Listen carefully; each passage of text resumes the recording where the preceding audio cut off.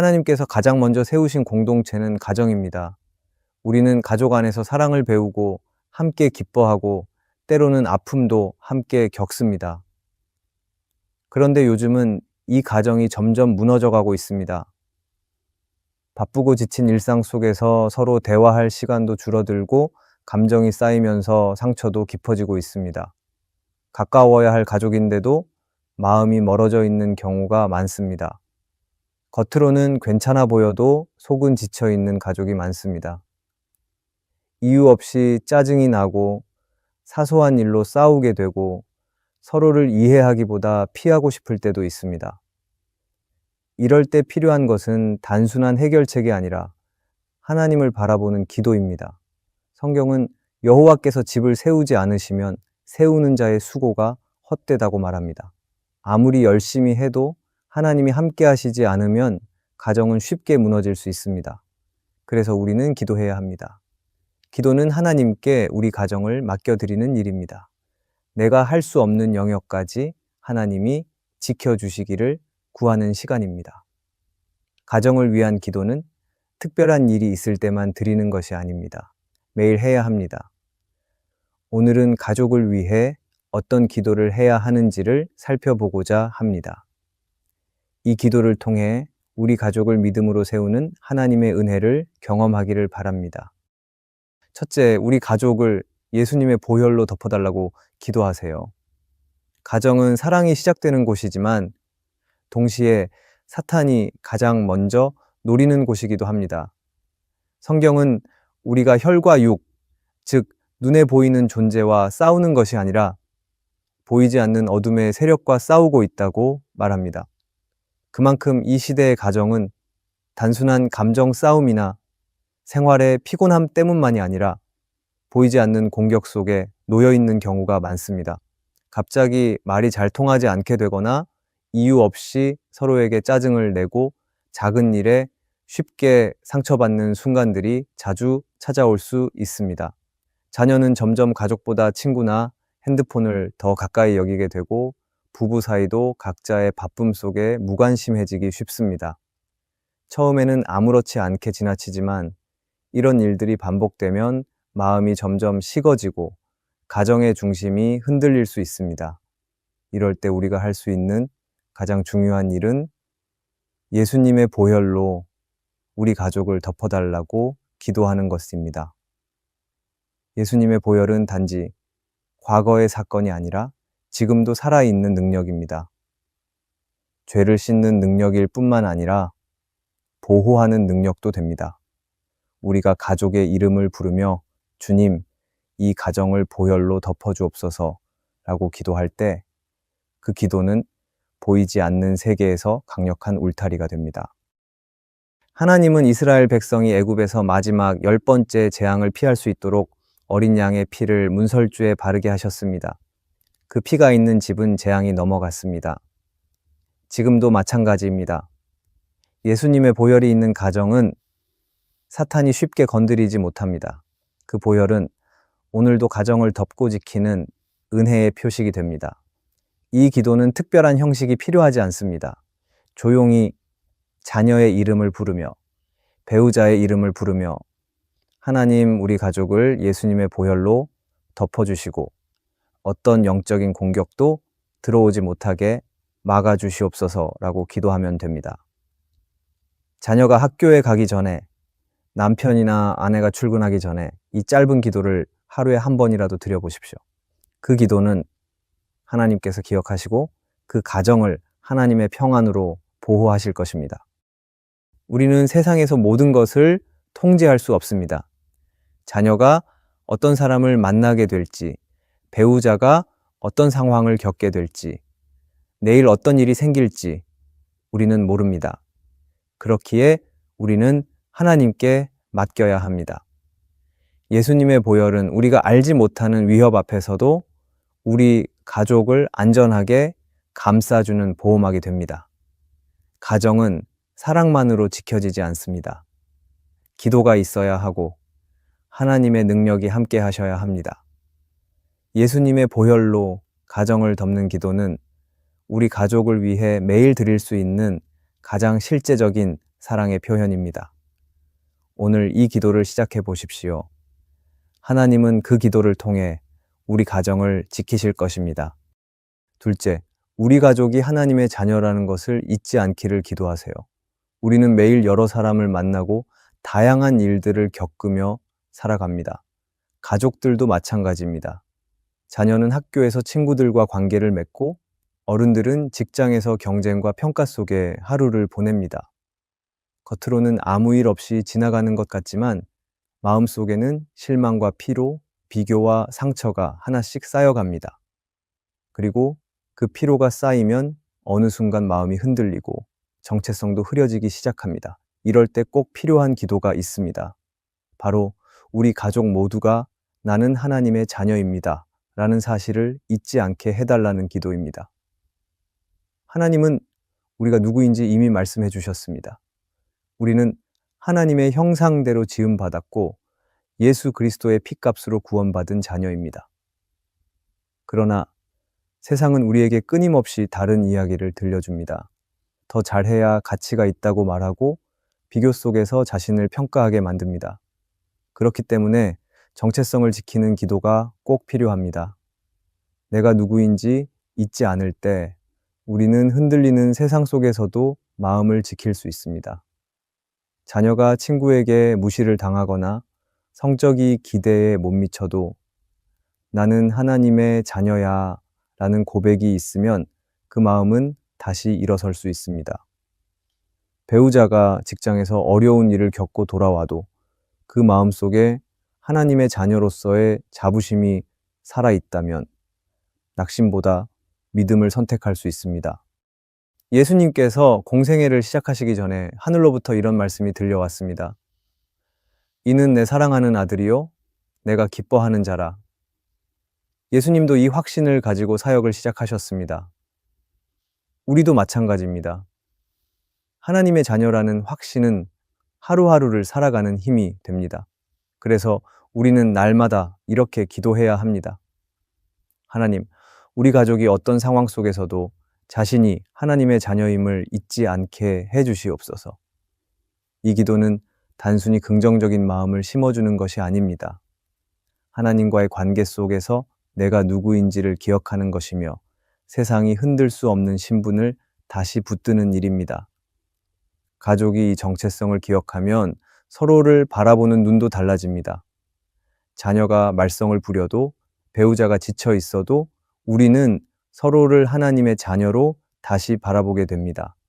그리고 그렇게 바라보는 순간 판단보다 이해가, 실망보다 기다림이, 냉담함보다 기도가 시작됩니다. 하나님은 우리를 하나님의 자녀로 부르셨습니다. 그리고 그 이름은 절대 잊혀져서는 안 됩니다. 세상에서 어떤 평가를 받든 어떤 실패를 경험하든 하나님의 자녀라는 사실은 바뀌지 않습니다. 그 진리를 가족 모두가 마음에 새기도록 기도하는 것은 우리 가족의 중심을 지키는 기도가 됩니다. 오늘도 각자의 자리에서 수고하며 살아가는 가족을 위해 이 기도를 드려보십시오. 하나님, 우리 가족이 하나님의 자녀라는 정체성을 잊지 않게 해주시고 그 믿음으로 세상 속에서도 흔들리지 않게 지켜주시옵소서.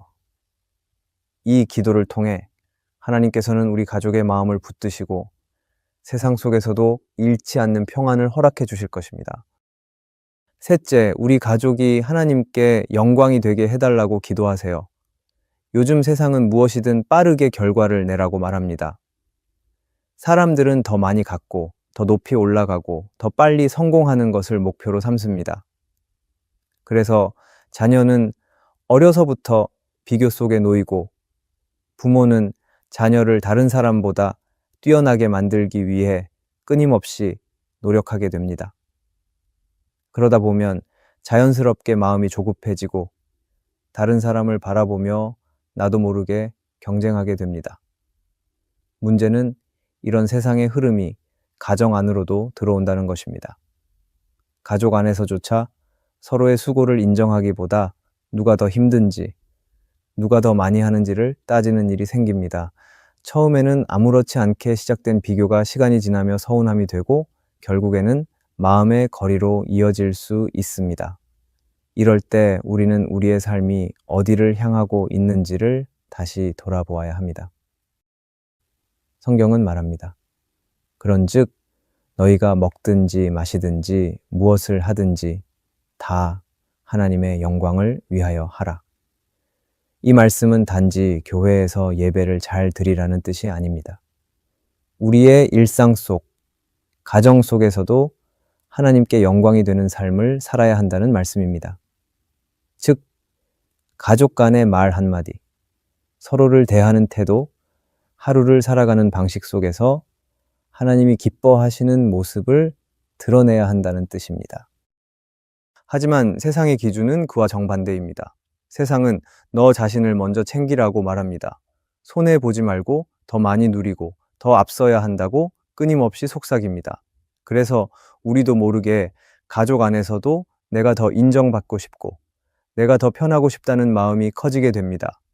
그러나 그 순간 하나님의 영광은 점점 멀어지고 나의 만족과 유익이 중심이 되어버릴 수 있습니다.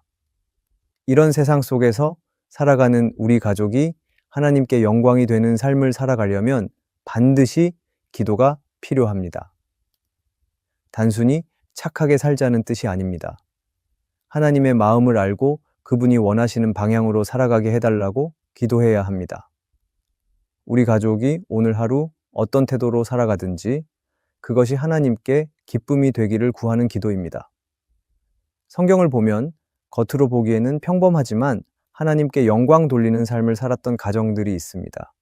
그중 하나가 사무엘을 낳은 한나의 가정입니다.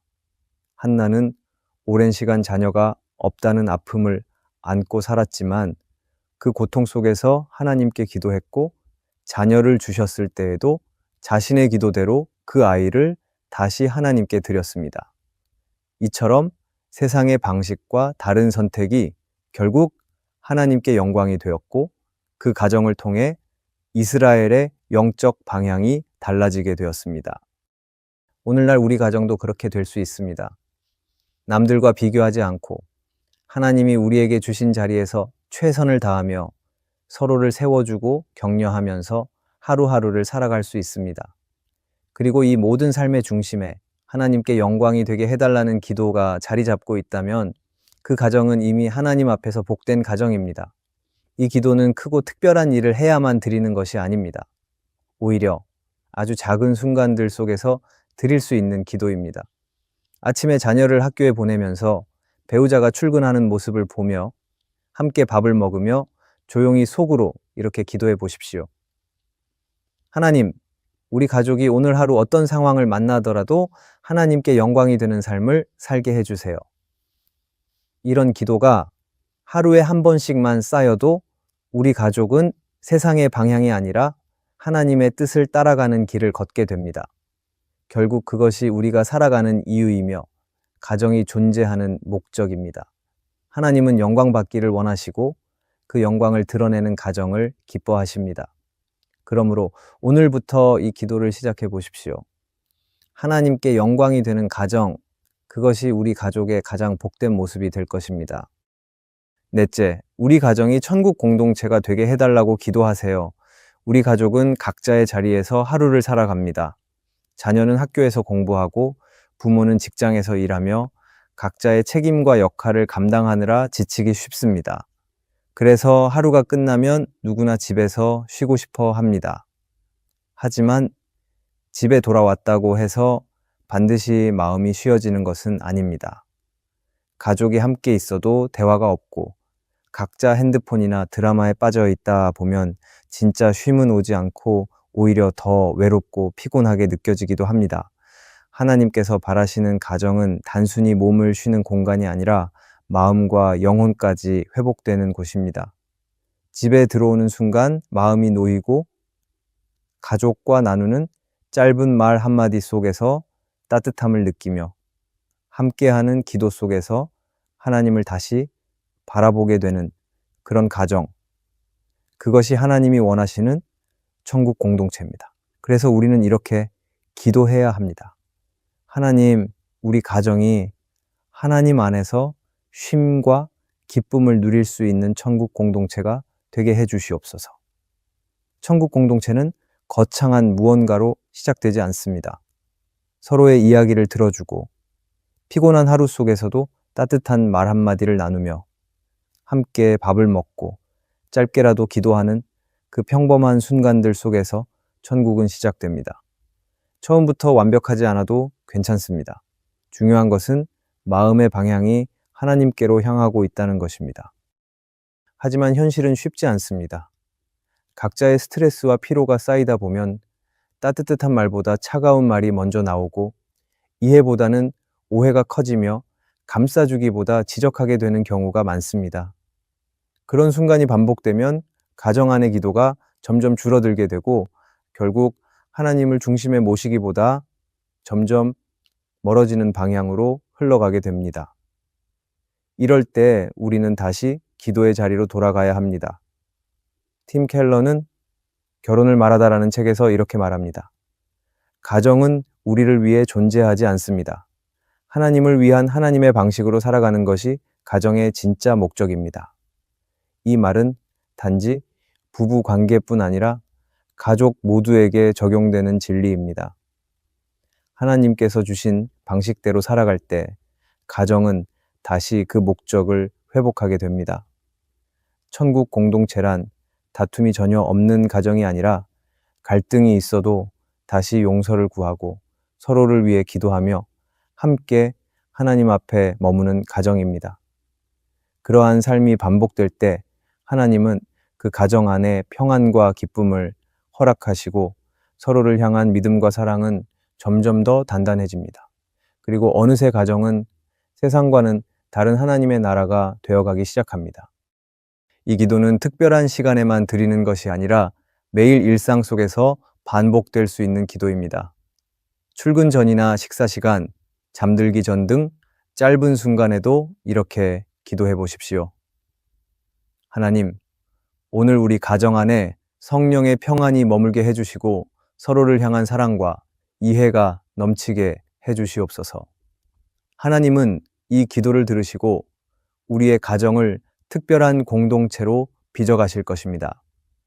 우리의 가정이 하나님의 임재가 머무는 가정, 서로를 존중하고 축복하는 가정, 기쁨과 회복이 살아있는 가정이 되기를 바랍니다. 하나님은 나의 기도를 반드시 들으시고 우리 가정을 천국 공동체로 이끌어 가실 것입니다.